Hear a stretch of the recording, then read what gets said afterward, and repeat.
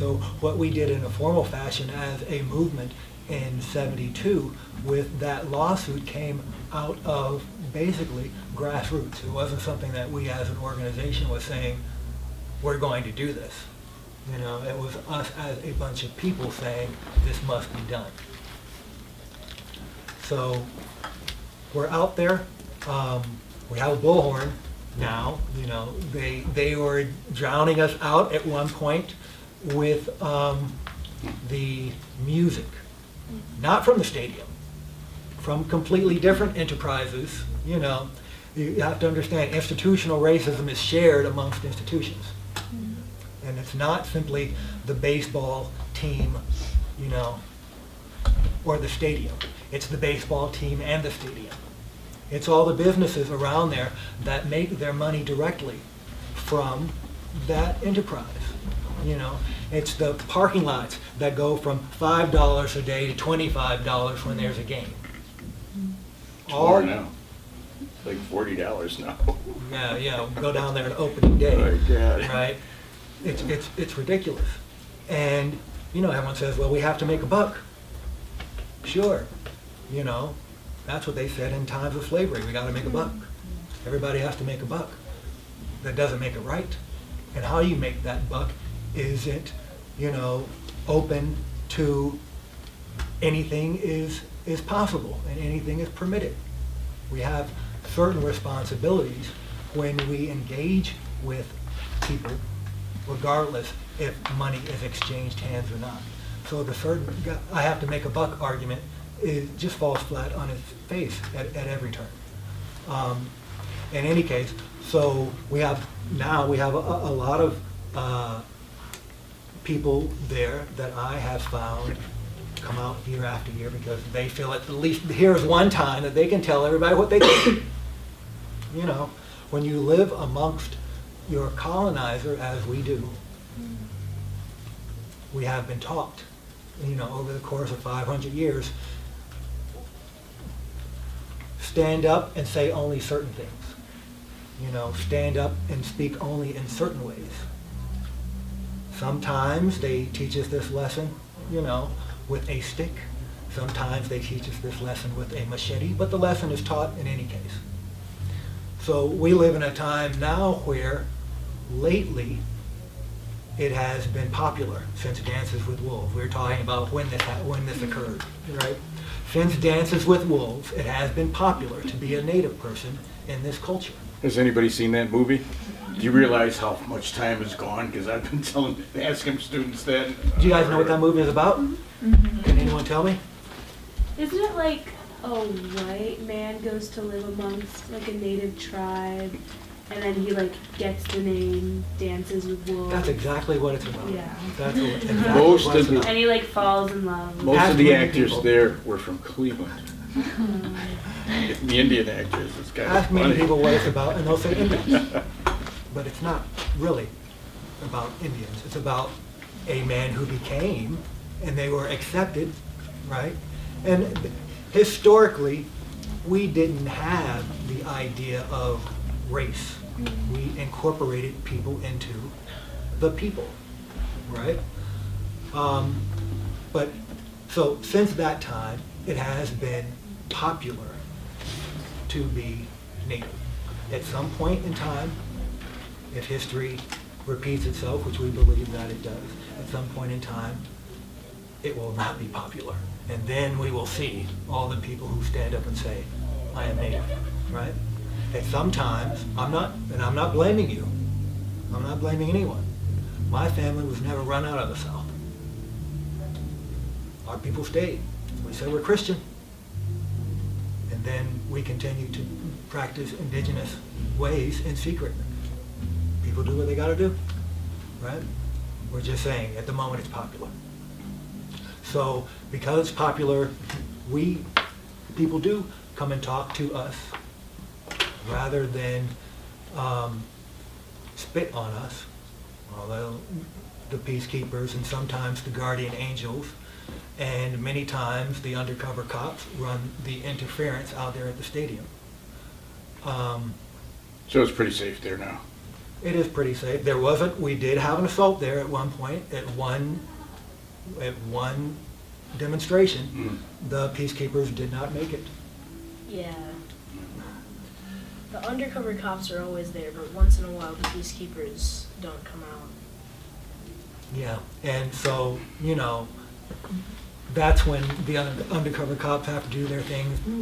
I had a person trying to take a punch at me. They actually connected with one person. Bob, why don't you tell that story? Because that's the interesting story. You're talking about the Cleveland State students.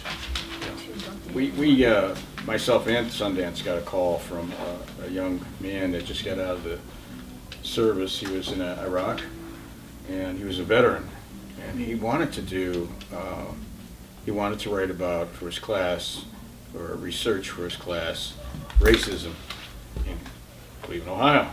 And I said, you got to come down to the demonstration. You want to see it. You really want to visibly see it. You have to come down to the demonstration. And he came down, and he was talking to us. Were you there when we were standing there talking to him? You sent him over to me? Yeah, and you have to understand that the people that are there, first of all, are mostly white, and secondly, they're mostly drunk. They're inebriated. When you go there for the demonstration Tuesday, towards the end, where the gates open at 4 o'clock, I guess they open up, by 3:30, people will actually be supporting each other physically so they can walk into the stadium. That's how drunk they are. Well, this one guy went by with his family, or with his buddies, and he was watching. So I saw that. I don't know if you knew that. I saw that. He was watching us, and he came around us, and then he left, and he came back, and the guy was talking to one of us, the student from Cleveland State, and he punched him. Just punched him, because he thought that he was one of the demonstrators, and he in fact was not. He wanted to find out what was going on. So there was a little bit more that Sundance saw that I didn't see, but ultimately the police arrested this guy, which was major for us, because they've never done that. They've never done that.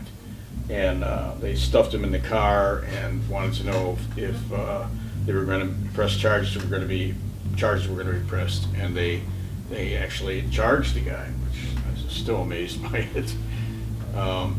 So that was, aside from most of the violence that we really endured was at the old stadium, not really up here. There's just, when the peacekeepers are there, it's great, but it's pretty calm. It's pretty calm.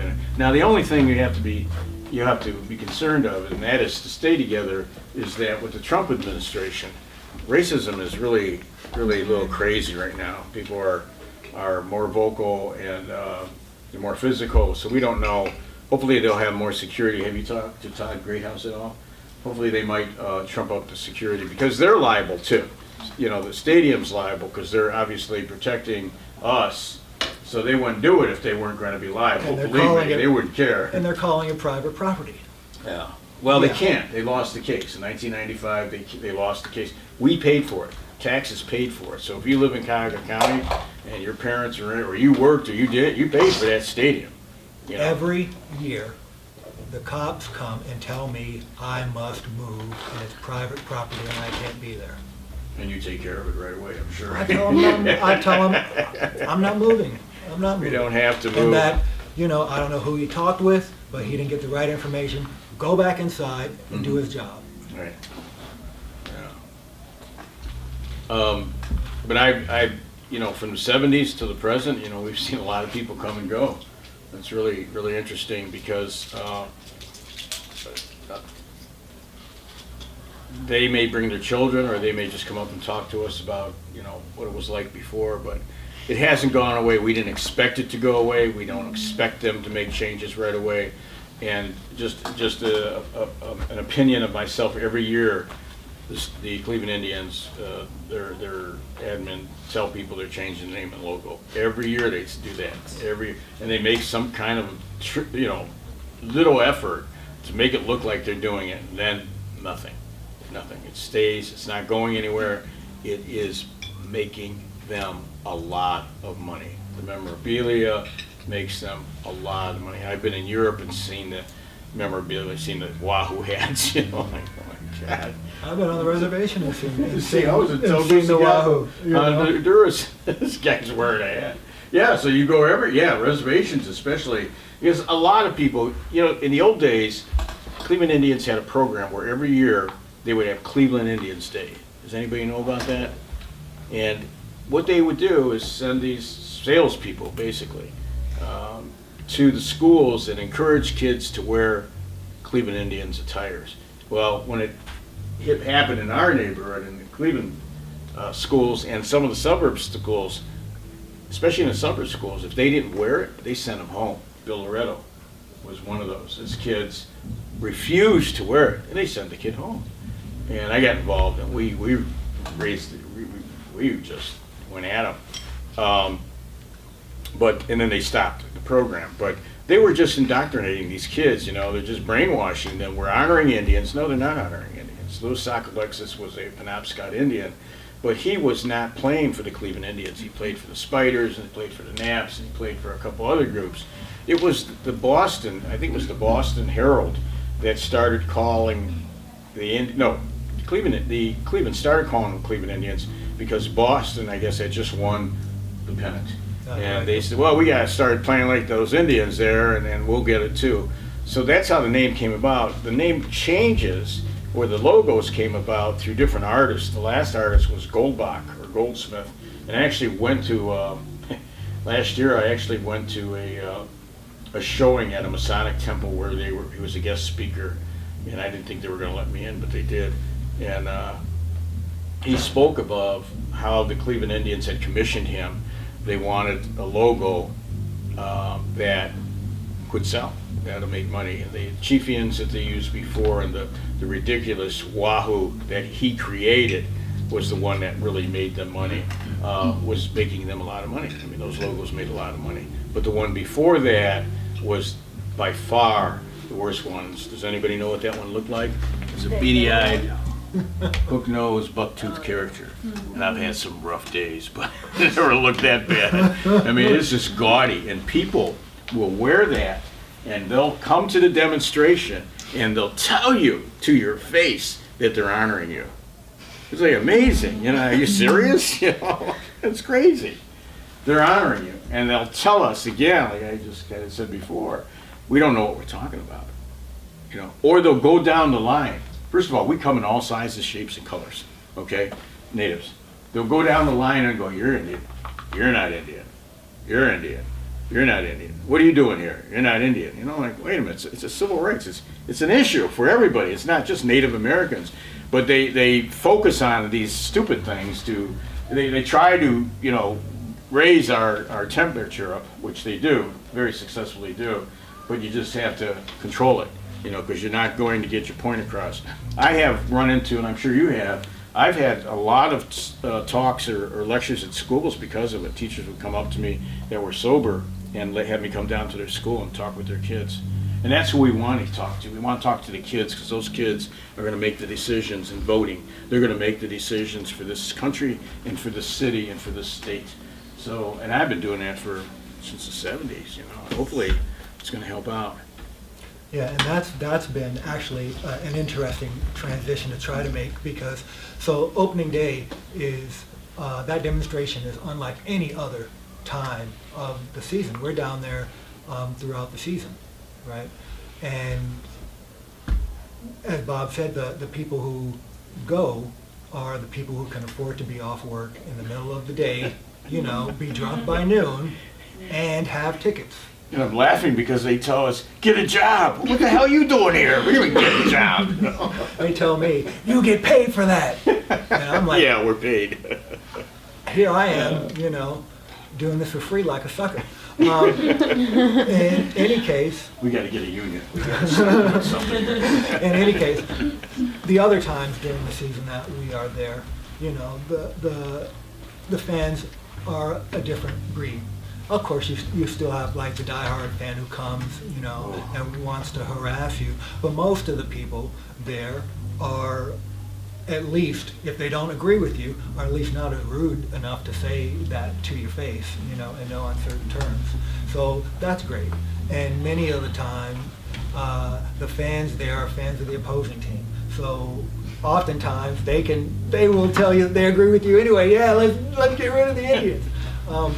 You know, so in any case, I try to plan those demonstrations. The team has what they call the Kids Run the Bases Day.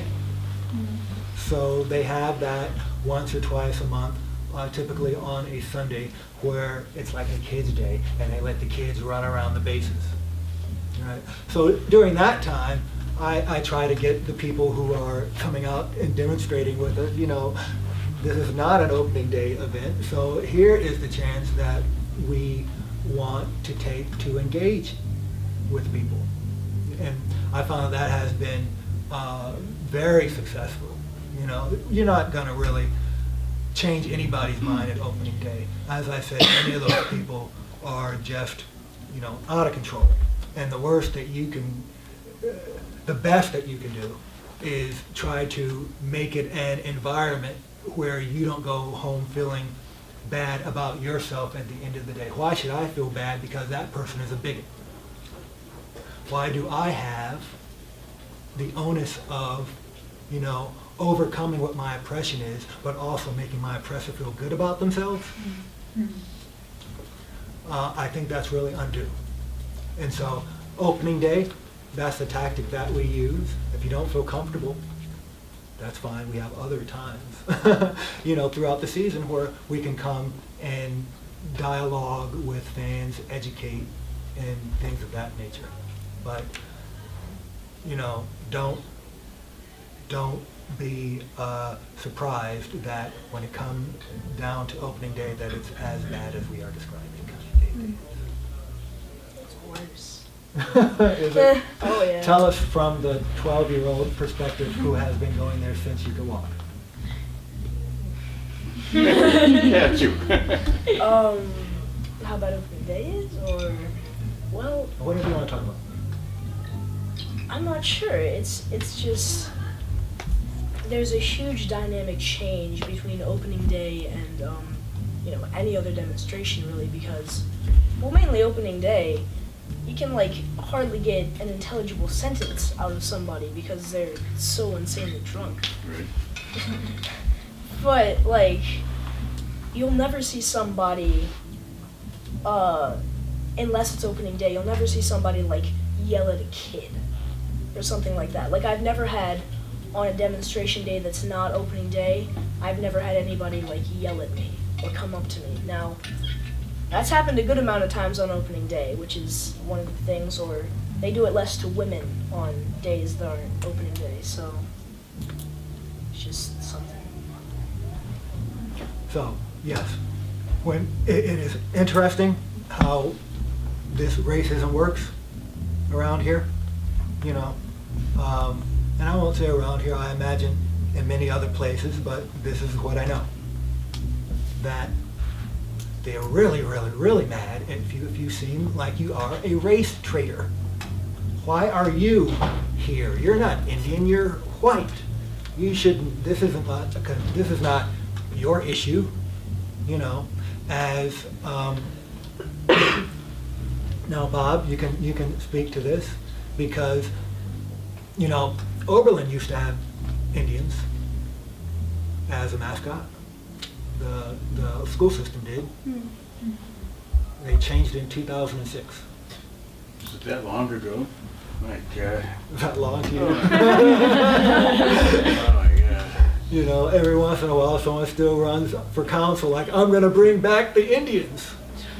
Yes, I agree, let's bring them all back. But, you know, not the mascots. In any case,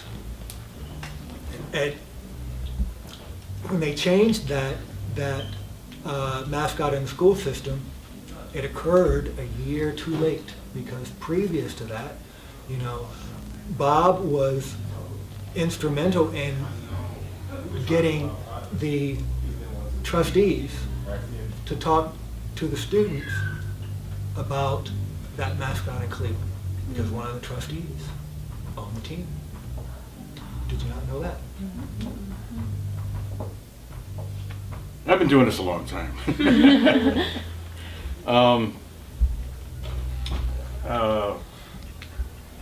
Even remember that, to be honest with you. I know that I've done so much that I can't pinpoint a specific time. But I think it was the time that James Levin set up a meeting with myself as a speaker with the Cleveland Indians. And it was on Detroit Avenue. Do you remember that? This was the meeting that you and Lori Okay. and a group of students Right. had here Okay.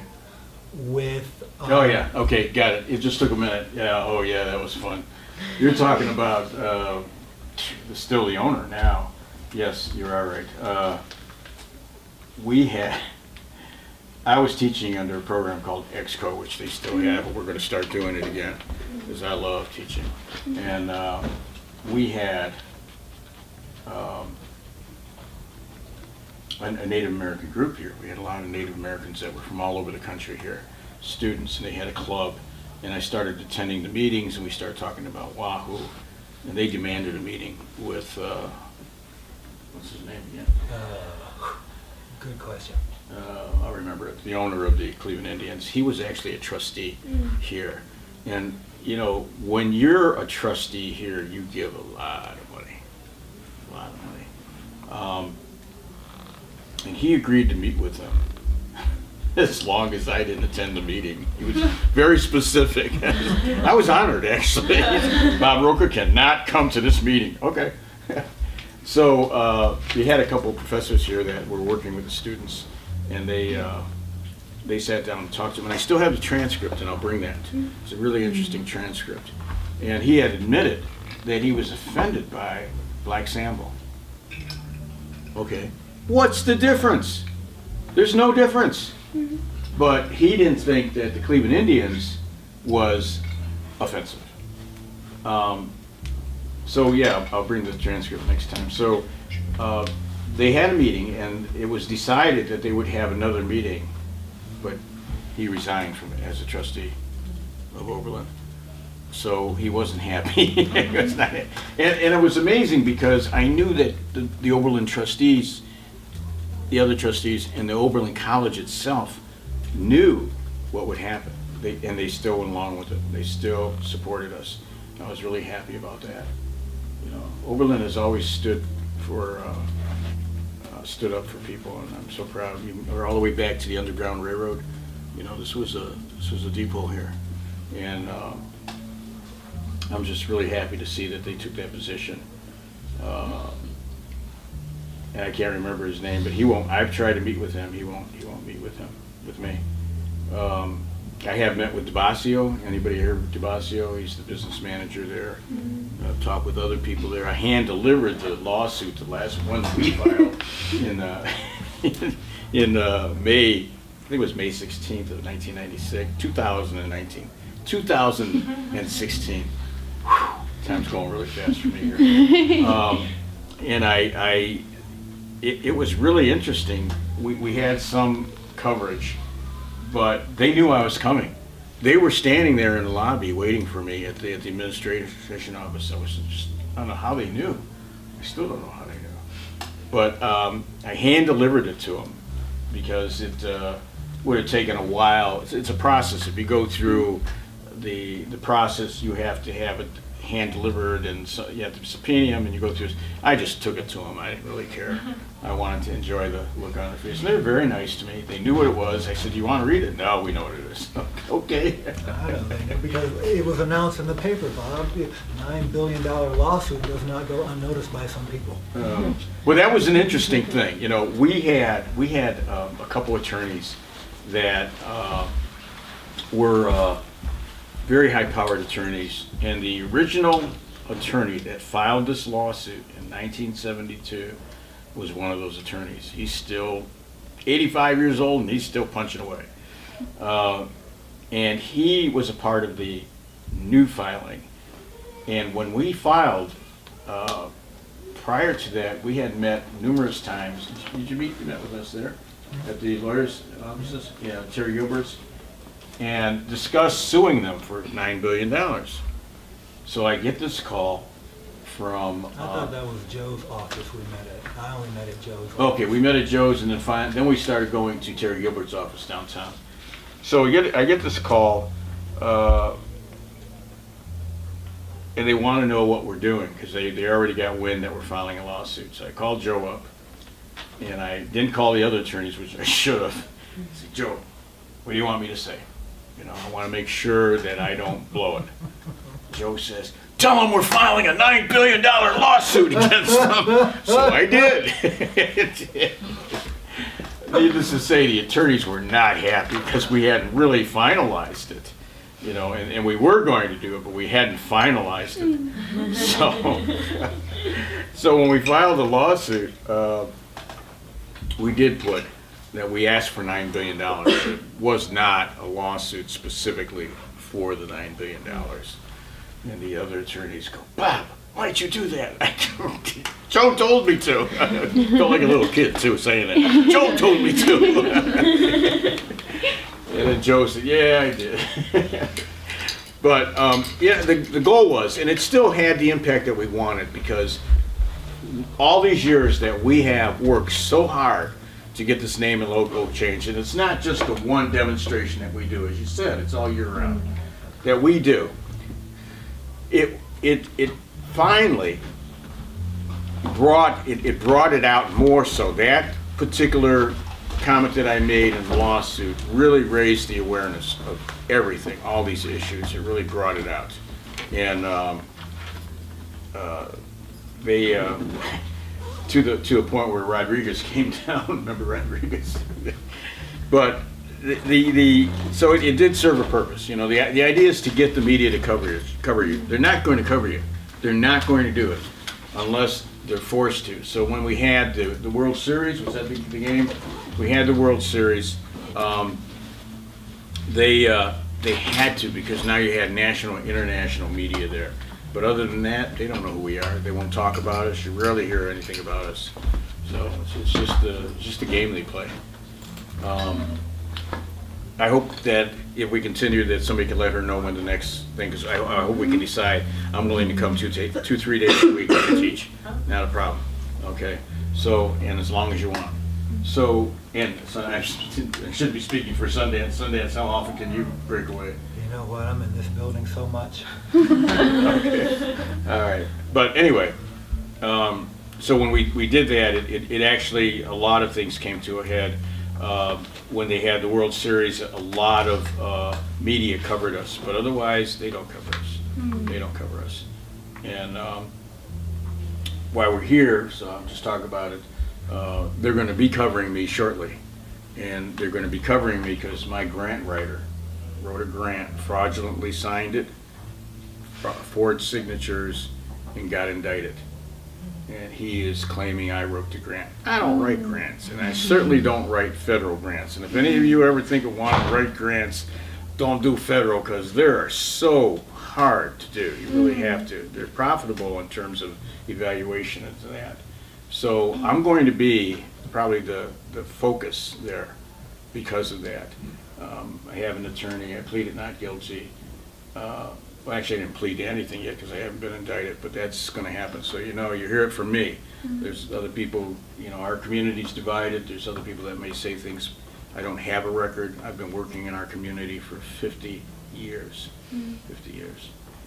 And for the most part, free. No money. But how are you going to find out about us? How are you going to know about Native Americans? It's not a part of the curriculums in the schools. It's not a part of even curriculums in college. I only know 2 colleges. When I taught here at Oberlin and Cleveland, Cleveland State has an internet. They'll teach about American Indian history and contemporary issues. But it's not as good as sitting here and it's talking and got a question? Shoot it at me. I used to tell my students, give me a question. If I can't answer it, I'll give you $50. I won't do that anymore. But, and I never lost the $50, but it was a little crazy because I'm not as current as I used to be. But, so keep that in mind. But, we want to continue with the classes, and hopefully one of my students went to Smithsonian because of my class. And he wrote to me and says, you know, I'm working here and I'm really happy about it. So we want to spread information about who we are, that we're here. 1 out of every 300 person in this country is Native American. Native American. So there were thousands of tribes before we found Christopher Columbus. I'm already getting ahead of myself. So I just want to, but anyway, that was what's going on. So I'll give it back to you, sorry. Well, give it back to me. Okay. So, where did I leave off? Oh yeah, I left off at the Oberlin College thing. And I brought that up for a specific reason because, so there was a trustee on the board of Oberlin College who owns the team. And that person drove into town for, you know, their monthly, biannual, however many times they meet during the year, and saw that big placard that was in the downtown that had the Oberlin Indians on it and their logo. And this is supposed to be the town that started the Civil War as they, you know, build themselves. Do you think that person was emboldened with his use of his logo? Right? Now, when Bob and his group tried to talk to that person, one of the things that came out of this was the question, well, why should I as a white person care? Right? This is the exact same attitude as down at the stadium on opening day. When they attack those of you who they cannot look at and say, Native. They won't look you in the eye, by the way. When they're screaming at you, they won't look you in the eye. No, you just gotta stare them down. That's right. You have to stare them down.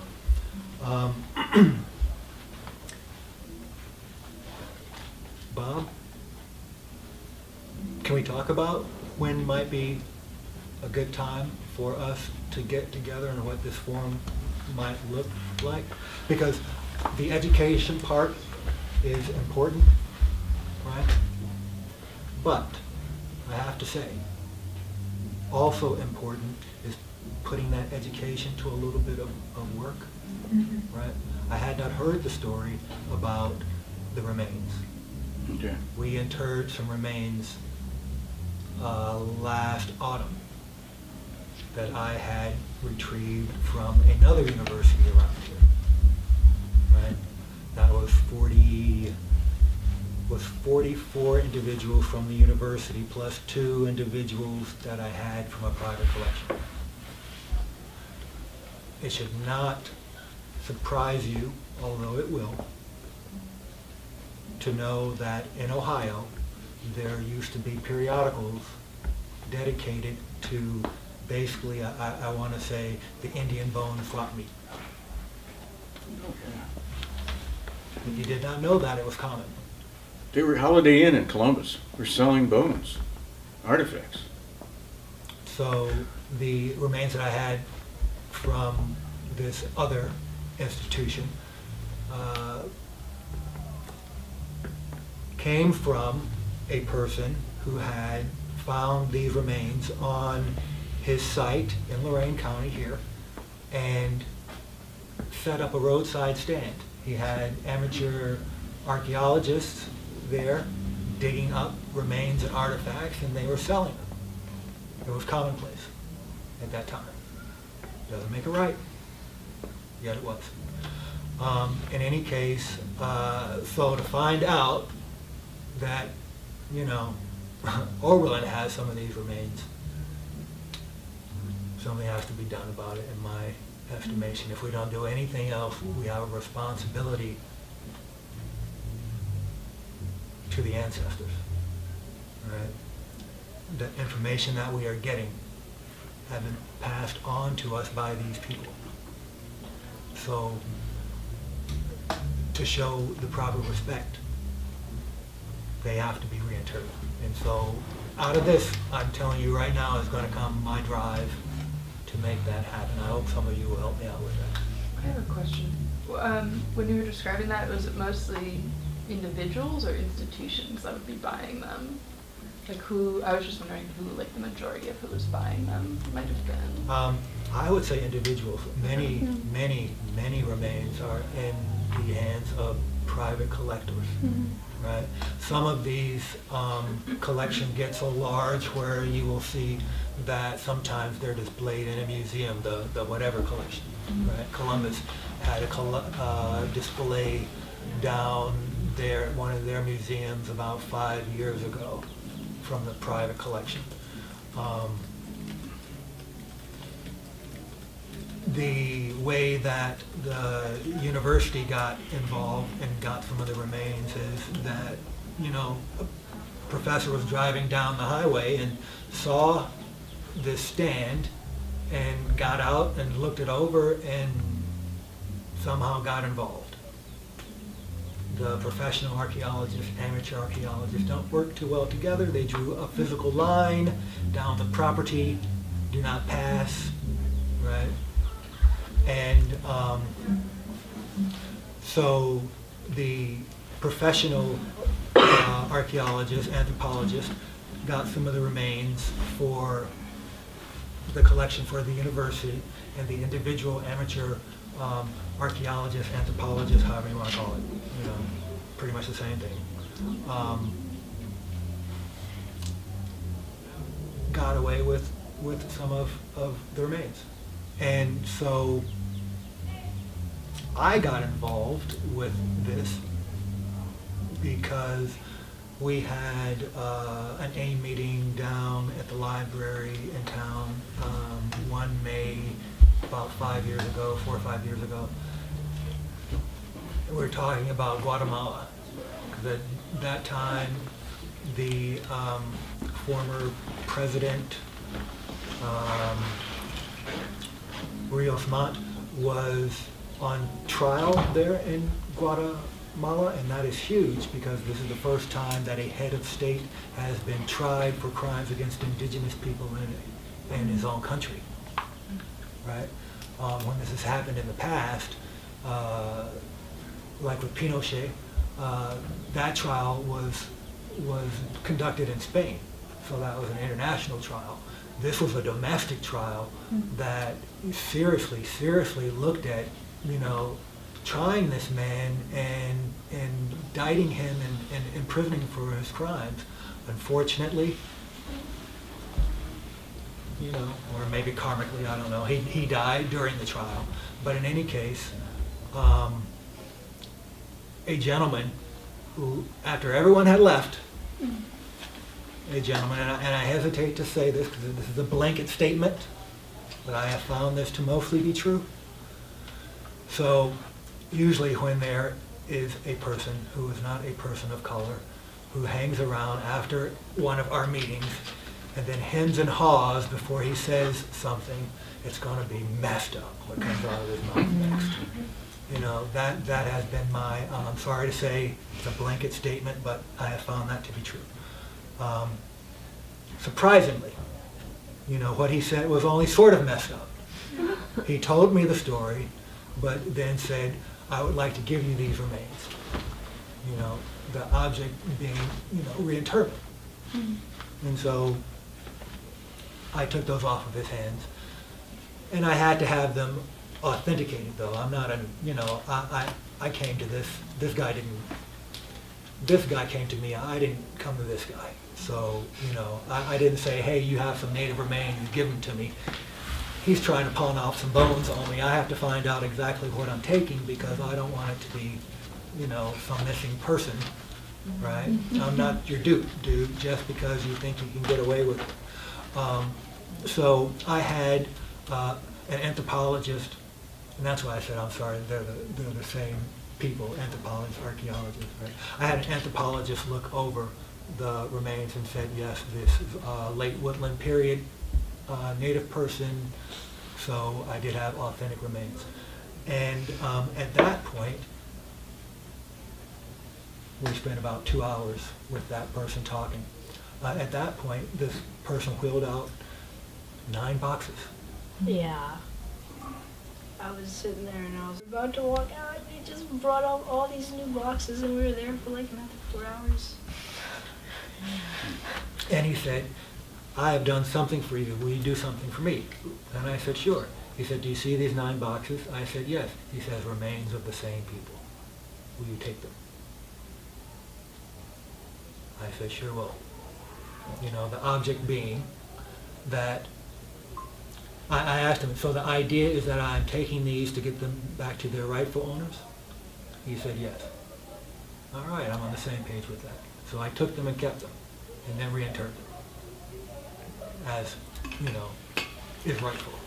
So to hear that I live in town and this institution has similar remains, you know, something has to be done about that if we are saying that we understand the information that we're getting from indigenous people about indigenous people requires both our listening and understanding, but also our action to preserve this information for future generations. We can't do that if we are allowing desecration to continue. I'd like to ask a question. We can keep going for another hour, probably another hour, but I don't know how many.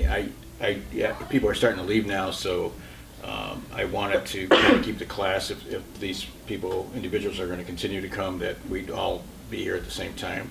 I know it's being filmed, but it's unlikely that it's going to be filmed, you know, displayed for them tomorrow or the day after. So, wanted to see how long you want us to stay here today. Should we do a straw poll? I don't have to run here. Yeah, I have to head out in about 10 minutes. 10 minutes. Yeah. Okay, so then the next step is to set up another date? Mhm. And you're still interested in continuing on with this? Okay. And there are a couple more people who I'm pretty sure couldn't make it today who do want to come. Okay. But Mike- was this a Mike- good time, day and time? Yes. I think generally, it's a little tricky right now just because with the end of the semester coming up, Yes. it's really the busiest time for everyone, but I think that generally like a Sunday afternoon is the most across the board accessible. Okay, so we'll just continue with the Sundays for right now. Okay, great. Okay. And 3 o'clock is good? 3 o'clock works. When you go to the demonstration, take your cameras because you're going to be in for a treat. Oh, I'm sorry. Demonstration, Tuesday, 2 o'clock, down at the stadium. If you're planning on leaving here, here's what I would suggest. Carpool. Yeah, I made a ride share. I sent a link. It's in the SEJ Facebook group, but like I can also